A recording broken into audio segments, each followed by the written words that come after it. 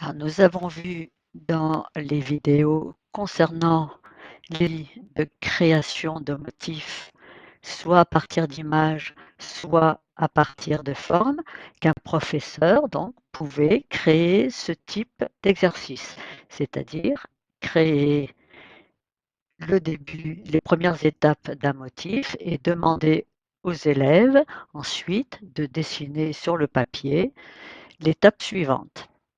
Or, le problème concerne les élèves qui ne travaillent que sur ordinateur. Comment ces élèves vont-ils réussir à créer l'étape suivante dans un motif? Alors, dans Studies pour primaire et collège, dans l'onglet mathématiques, ici conversion numération, existent deux outils, un permettant à l'élève de tracer la suite d'un motif à partir d'une image et le deuxième permettant à l'élève de tracer un motif à partir d'une forme. Alors, concernant donc motif image, le professeur doit fournir bien sûr les étapes sur son document, les étapes du motif. Mais il doit également fournir l'image permettant à l'élève de réaliser l'étape suivante. Donc, lorsqu'il a ce document, l'élève clique sur l'image à utiliser et va cliquer ici sur choisir une image. L'outil enregistre l'image qui lui est fournie et puis ensuite l'élève donc va renseigner les différents champs, nombre d'étapes, à générer ici c'est une et donc à partir de l'étape numéro 4. Et donc il va commencer par reproduire l'étape numéro 3. Donc sur la grille, on reproduit l'étape numéro 3 et on réfléchit à la façon dont chacune des étapes est construite. Donc, en partant de l'étape 1, je vois que dans l'étape 2, je retrouve l'étape 1 ici, à côté du camion qui était sur une ligne tout seul. Donc ici, est-ce que ça se reproduit dans l'étape 3? Donc l'étape 2 est ici, j'ai un camion qui est tout seul sur sa ligne et je retrouve dans l'étape 3 le motif de l'étape 1. Donc je vais simplement rajouter ici à mon étape 3 le motif de mon étape 1 sur la ligne du camion qui est tout seul. Et je fais tracer mon étape. Voilà, donc la quatrième étape est tracée. Je vais l'aligner ici sur le texte. Alors, il faut que le professeur soit attentif à la chose suivante, c'est que vous voyez que le motif se dessine là où il y a le curseur d'écriture.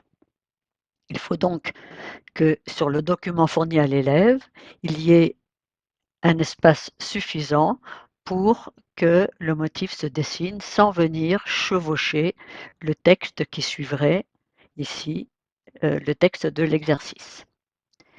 Donc, fournir à l'élève l'ensemble des motifs, des étapes du motif, fournir à l'élève l'image qu'il doit utiliser et laisser suffisamment de place pour que l'élève puisse construire son motif.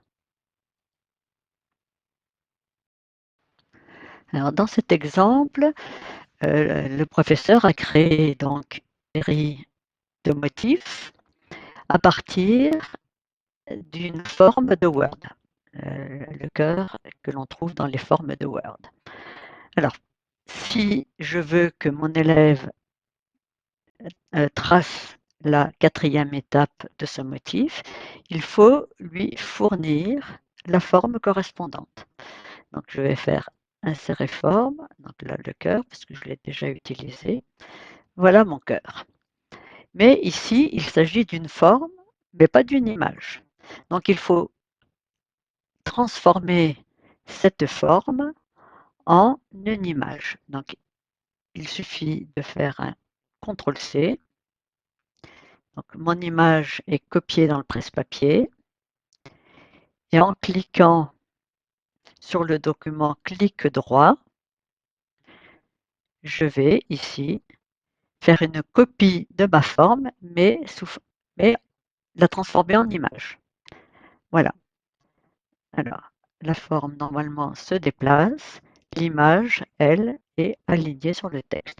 Donc, je supprime ma forme et l'élève utilisera pour générer sa quatrième étape cette image de cœur.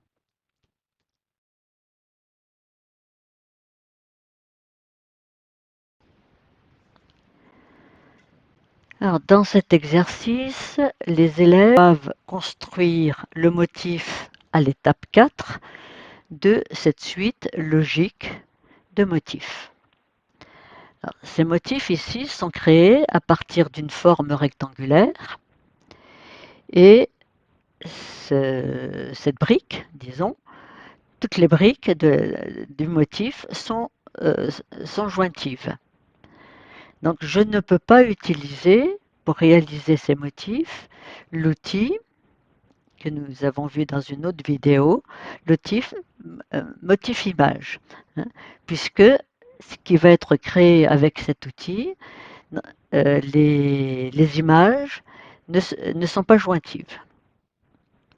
Donc je vais utiliser, l'élève va utiliser un autre outil, hein, qui est l'outil motif avec des formes. Alors pour qu'il puisse facilement réaliser son étape numéro 4, on va lui fournir la forme de base et on va lui fournir l'étape, la dernière étape ici de la suite. Donc on va lui fournir ici l'étape numéro 3. Et là donc on lui indique, hein, qu'il doit utiliser pour s'aider la grille avec des carreaux de 0,5 cm.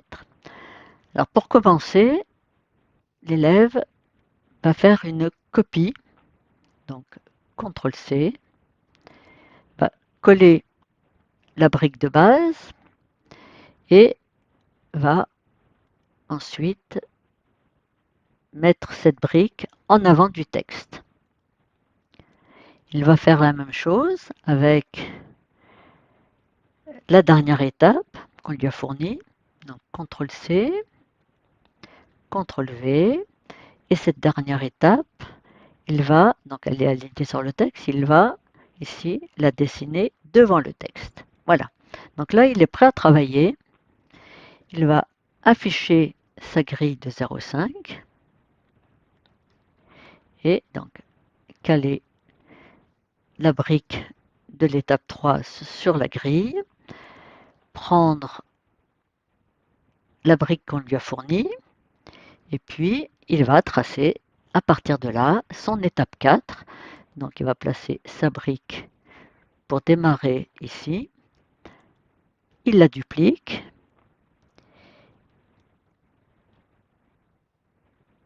Il la duplique une troisième fois. Il la place à côté des autres, à côté du motif de l'étape 3. Il sélectionne, en maintenant la touche majuscule enfoncée, les 3 briques qu'il vient de poser. Il sélectionne le groupement de l'étape 3 et il fait grouper. Voilà donc l'étape 4 pratiquement terminée. Il va écrire ici étape 4, OK, pour générer l'étiquette de l'étape 4. On peut enlever la grille. Voilà. Il sélectionne ici le motif, il le groupe avec l'étiquette et ensuite il peut positionner son résultat et l'aligner sur le texte.